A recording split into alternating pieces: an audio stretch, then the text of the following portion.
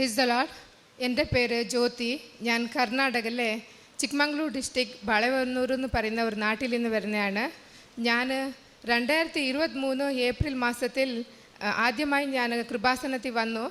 ഇവിടെ ഞാൻ കൃപാസനം കുറിച്ച് ഉടമ്പടിയെക്കുറിച്ച് എനിക്ക് ആദ്യമൊന്നും അറിയില്ലായിരുന്നു. ഞാൻ യൂട്യൂബിലൂടെ പ്രാർത്ഥന കണ്ടുകൊണ്ടിരിക്കുകയായിരുന്നു. ധ്യാനങ്ങളെല്ലാം ഞാൻ യൂട്യൂബിലൂടെ കൂടും. അപ്പോൾ യൂട്യൂബിലൂടെ ഒരു ദിവസം ഞാൻ ഫാദർ ഡാനിയൽ പൂവനത്തിൽ അച്ഛൻ്റെ ധ്യാനം കണ്ടുകൊണ്ടിരിക്കുമ്പോൾ കൃപാസനത്തിൻ്റെ ഒരു സാക്ഷ്യം വന്നു. ആ സാക്ഷ്യം കണ്ടപ്പോൾ ഞാൻ അതിശയപ്പെട്ടു. ഇങ്ങനെയൊക്കെ നടക്കുമോ എന്ന് തോന്നി. അതിനെക്കുറിച്ച് ഞാൻ പിന്നെ ഇല്ല, ഇത് നുണയായിരിക്കും, ഫേക്ക് ന്യൂസ് ആയിരിക്കും എന്ന് ഞാൻ വിചാരിച്ചു. പിന്നെ ഞാൻ ഇല്ല, ആ സാക്ഷ്യത്തിൽ എന്തോ ഒരു സത്യമുണ്ട് നോക്കാൻ പറഞ്ഞ് ഞാൻ ഗൂഗിളിൽ എല്ലാം സെർച്ച് ചെയ്തപ്പോൾ ജോസഫ് അച്ഛൻ്റെ ഇൻ്റർവ്യൂ ഒക്കെ കണ്ടു. ഞാൻ അതെ, ഇത് സത്യമാണ്, ഞാൻ പോണു, കൃപാസനത്തിൽ പോണു, എനിക്കും പ്രാർത്ഥിക്കണമെന്ന് ഞാൻ തോന്നി. അത് കഴിഞ്ഞ പിന്നെ ഞാൻ യൂട്യൂബിൽ വരുന്ന എല്ലാ കൃപാസന ഉടമ്പടി ധ്യാനങ്ങൾ കൂടാൻ തുടങ്ങി. അങ്ങനെ ഒരു ദിവസം ഞാൻ ധ്യാനം കൂടിക്കൊണ്ടിരിക്കുമ്പോൾ എനിക്ക് നല്ലൊരു മുല്ലപ്പൂവിൻ്റെ സുഗന്ധം വന്നു. നല്ല സുഗന്ധം പറഞ്ഞ് അടുത്തൊന്നും പൂച്ചെടിയാട്ടെ ഒരു സംഭവം ഇല്ല അവിടെ. ഞാൻ ചുറ്റും നോക്കി ഈ സുഗന്ധം എവിടെ നിന്ന് വരുന്നുണ്ടെന്ന്. പക്ഷെ അവിടെ ഒന്നും കണ്ടില്ല എനിക്ക്. ഞാൻ അത് വിട്ടിട്ട് ഞാൻ മാതാവിനോട് പ്രാർത്ഥിച്ചു. അമ്മേ മാതാവേ, എനിക്ക് അങ്ങയുടെ സന്നിധി വരണം, എനിക്ക് ഉടമ്പടി എടുക്കണമെന്ന് ഞാൻ മാതാവിനോട് പ്രാർത്ഥിച്ചും കൊണ്ടുണ്ടായിരുന്നു. ഞാൻ എപ്പോഴും കുറേ പ്രാർത്ഥിക്കും. എനിക്കൊരു ചെറിയ ജോലിയുണ്ട്. ജോലിക്ക് പോകുമ്പോഴും വരുമ്പോഴും ഞാൻ ബസ്സിൽ ജപമാല എത്തിച്ചും കൊണ്ടേ ഇരിക്കുമായിരുന്നു ഞാൻ. അങ്ങനെ ആയി ഒരു 2 ആഴ്ചൻ്റെ ഉള്ളിൽ എനിക്കിവിടെ കൃപാസനത്തിൽ വരാൻ പറ്റി, ഉടമ്പടി എടുക്കാൻ പറ്റി. ഉടമ്പടിയിൽ ഞാൻ ആദ്യമായി നിയോഗങ്ങൾ എൻ്റെ ചേച്ചിക്ക് വേണ്ടി വെച്ചു. ചേച്ചിനും ചേച്ചിൻ്റെ ഭർത്താവിനും വേണ്ടിയും അവരുടെ കുടുംബത്തിനും വെച്ചു. എൻ്റെ ആദ്യ നിയോഗം എനിക്ക് സാധിച്ചു കിട്ടി. എൻ്റെ ചേച്ചിൻ്റെ ഭർത്താവ് മദ്യപാനിയായിരുന്നു. മദ്യപാനത്തിൽ നിന്ന് എൻ്റെ ചേച്ചിൻ്റെ ഭർത്താവ് മദ്യപാനം സമ്പൂർണ്ണമായി വിട്ടിട്ട് ഇപ്പോൾ 1.5 കൊല്ലമായി മദ്യപിക്കുന്നില്ല. രണ്ടാമത്തെ എൻ്റെ നിയോഗം എൻ്റെ ഭർത്താവിന് വേണ്ടിയായിരുന്നു. എൻ്റെ ഭർത്താവിന് സുഖമില്ല. എൻ്റെ ഭർത്താവ് ജീവൻ ഓഡിറ്റിംഗ് ജോലി ചെയ്യുന്നു വളന്നൂരിൽ, കർണാടകയിലാണ് ഞങ്ങളുടെ താമസ സ്ഥലം. സമ്പൂർണ്ണമായി അനാരോഗ്യമായിരുന്നു, സുഖം ഉണ്ടായിരുന്നില്ല. കുറേയേറെ ഞങ്ങൾ ആസ്പത്രികളിൽ ചികിത്സകൾ നടത്തി, യാതൊരു പ്രയോജനമായില്ല. പിന്നെ മാതാവിനോട് ഞാൻ ശരണപ്പെട്ടു, മാതാവിനോട് ഞാൻ പ്രാർത്ഥിക്കുകയായിരുന്നു. അതിന് ശേഷം എൻ്റെ ഭർത്താവ് സുഖമായി, സമ്പൂർണ്ണമായി സൗഖ്യം കിട്ടി. എൻ്റെ മാതാവിന് ഞാൻ നന്ദി പറയുന്നു.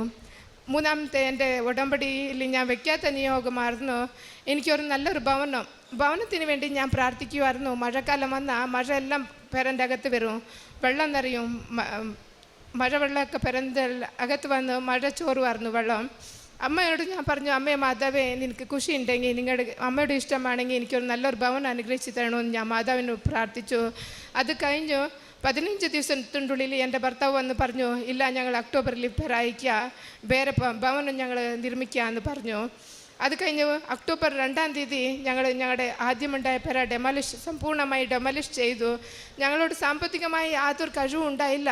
പക്ഷെ അത് മാതാവ് തന്നെതാണെന്ന് ഞാൻ വിചാരിക്കുന്നു. കഴിഞ്ഞ ഒക്ടോബർ 26-ന് ഞങ്ങളുടെ ഭവനം ഇനോഗ്രേഷൻ ആയിരുന്നു. നല്ലൊരു ഭവനം, 2 നില ഉള്ള നല്ലൊരു ഭവനം മാതാവ് എനിക്ക് അനുഗ്രഹിച്ച് തന്നു. ആ ഭവനത്തിൽ ഞാൻ കൃപാസനം എന്നേ പേര് വെച്ചിട്ടുണ്ട്. പിന്നെ ഞാൻ ഉടമ്പടിയിൽ വയ്ക്കാത്ത കുറേ കാര്യങ്ങൾ എനിക്ക് മാതാവ് അനുഗ്രഹിച്ച് തന്നിട്ടുണ്ട്. എൻ്റെ മാതാവിനും ഈശോയ്ക്കും ഞാൻ കോടി നന്ദി പറയുന്നു. പിന്നെ ഞാൻ കാരുണ്യ പ്രവൃത്തി എന്ന് പറഞ്ഞാൽ ഞാൻ അടുത്തുള്ള ആശ്രമങ്ങളിൽ പോവും. ആശ്രമങ്ങളിൽ പോയിട്ട് അവിടെയുള്ള വയസ്സായ അമ്മമാരനെ സഹായിക്കും. പിന്നെ അവിടെയുള്ള ചെറിയ കുട്ടികളുണ്ട്, പിള്ളേരുണ്ട്. ആ പിള്ളേർക്കും എൻ്റെ കയ്യിലായത് ഞാൻ സഹായം ചെയ്യുന്നുണ്ട്. പിന്നെ രോഗികൾ ആരെങ്കിലും എന്നോട് സഹായം ചോദിച്ചു വന്നാൽ അവർക്ക് ഞാൻ ഇല്ല എന്ന് പറയില്ല. അവർക്ക് എല്ലാവർക്കും ഞാൻ എൻ്റെ കയ്യിലായത്ര സഹായം ചെയ്യും. പിന്നെ അവിടെ പള്ളികളിലൊക്കെ രോഗികൾ വരും, അവരോട് ഞാൻ കൃപാസനത്തെ പത്രവും കൊടുക്കും. ഞാൻ കൃപാസനത്തെ പത്രം കൊടുത്തിട്ട് ഇങ്ങനൊരു കൃപാസനം എന്ന് പറയുന്ന സ്ഥലമുണ്ട് കേരളത്ത്, അവിടെ പോയി പ്രാർത്ഥിക്കുക എന്ന് പറഞ്ഞ് പത്രം ഞാൻ കൊടുത്ത്, അവിടുത്തെ ഉപ്പ് ഞാൻ കൊടുക്കും അവർക്ക് പ്രാർത്ഥിച്ചിട്ട് ഉപ്പൊക്കെ കഴിച്ച് അവർ സുഖമായി എന്ന് എനിക്ക് പറഞ്ഞിട്ടുണ്ട് കുറേ പേര്. അങ്ങനെ കുറേ ഉടമ്പടിയിൽ വെക്കിയതും വെക്കാത്തതുമായ കുറേ കാര്യങ്ങൾ അമ്മ മാതാവ് എനിക്ക് ദയപാലിച്ച് തന്നിട്ടുണ്ട്. ഞാൻ ഇപ്പോൾ കൃപാസനത്തിൽ വരുന്നത് 4-ാം പ്രാവശ്യമായിരുന്നു 2 കൊല്ലത്തിൽ. ഇതിനേക്കായി മുമ്പേ 3 പ്രാവശ്യം ഞാൻ വന്നു ഇവിടെ സാക്ഷ്യം പറയാൻ വേണ്ടി. പക്ഷേ എനിക്ക് പേടിയായിരുന്നു, ഭയങ്കര പേടി, നെർവസ്. ഞാൻ ഇല്ല, എനിക്ക് ആവില്ല പറയാൻ എന്ന് പറഞ്ഞ് ഞാൻ തിരിച്ചു പോയി, സാക്ഷ്യം പറഞ്ഞില്ല. ഈ പ്രാവശ്യം വന്നു ഞാൻ രാവിലെ തന്നെ മാതാവിനോട് പ്രാർത്ഥിച്ചു, അമ്മ മാതാവേ എനിക്ക് എന്തായെങ്കിലും ഇന്ന് സാക്ഷ്യം പറഞ്ഞേ തീരണമെന്ന് ഞാൻ പ്രാർത്ഥിച്ചു. അത് കഴിഞ്ഞ് ഞാൻ കുർബാന കൂടി. എൻ്റെ ഭർത്താവ് വന്നു. എൻ്റെ ഭർത്താവ് ഉടമ്പടി ഇന്ന് എടുത്തു. അതും ഒരു മിറക്കലാണ്. കഴിഞ്ഞ പ്രാവശ്യം ഞാൻ ഉടമ്പടി പുതുക്കാൻ വന്നപ്പോൾ ഞാൻ എൻ്റെ ഭർത്താവിനും കൂടി എൻ്റെ ഉടമ്പടിയിൽ വരണു. എൻ്റെ കൂടെ എൻ്റെ ഭർത്താവ് ഉടമ്പടി നിബന്ധനകൾ പാലിച്ചും കൊണ്ട് ഉടമ്പടിയിൽ പങ്കുചേരണമെന്ന് ഞാൻ മാതാവിനോട് പറഞ്ഞായിരുന്നു.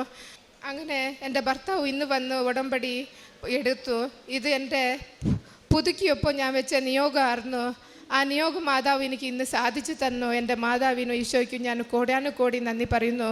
പിന്നെ ഇനിയൊരു കാര്യം, ഞാൻ ഉടമ്പടി എടുത്ത് ഇങ്ങനെ പോകുമ്പോൾ ഈ മാതാവിൻ്റെ സ്റ്റാച്യു ഇവിടെ ഉള്ളിടത്ത് എനിക്ക് നല്ലൊരു സുഗന്ധം സ്മെല്ല് വന്നു.